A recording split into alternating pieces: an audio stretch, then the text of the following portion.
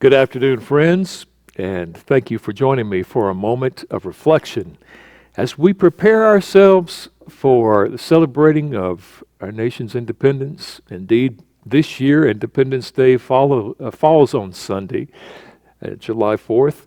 We look forward to that time and a message that is appropriate for us as people of God and as citizens of this land is what, of course, I'm striving for as we also continue a series on troublesome issues of our faith. The question is, and the message for this week is, what makes a nation great?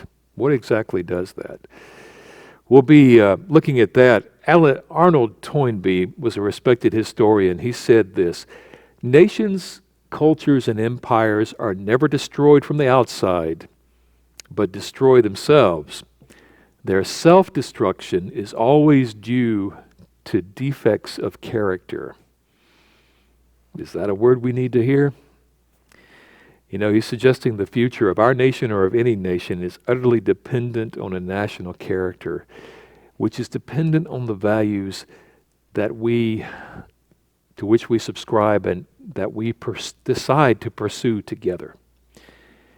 It is very telling that our country began, that we celebrate, of course, this weekend. Our country began with those ideals and values, and then a government was formed and established in order to pursue those goals and values.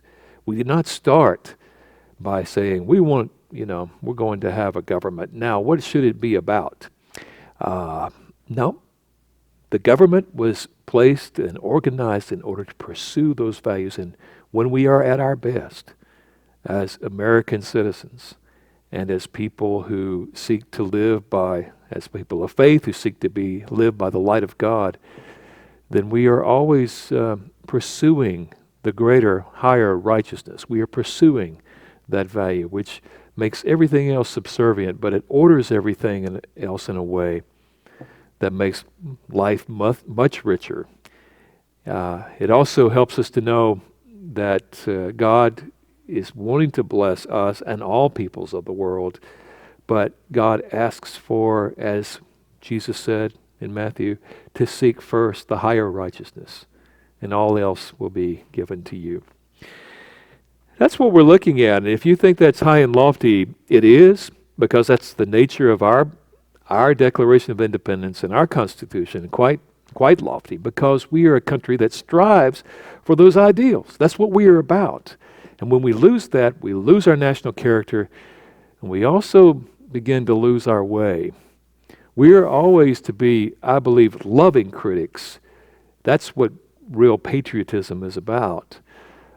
Not, as we hear voices so much of today, critics who just are, deadly, noxious critics. We are to be loving critics that really care about where we are headed, who we are, where we're going, and who God is calling us to be.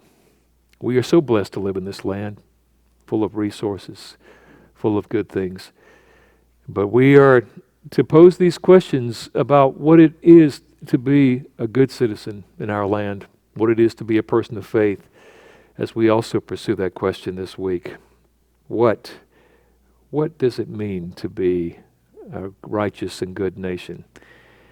The Proverbs says, righteousness exalts a nation. And Jesus echoed that in his verse quoted today. I hope you have a great week, and if you're traveling, a safe one. But if not, I hope that I will meet you either online, but even ideally in person for worship this Sunday. At any rate, may the Lord bless you and keep you as we seek that higher righteousness in all our living as citizens of this free land. See you next time.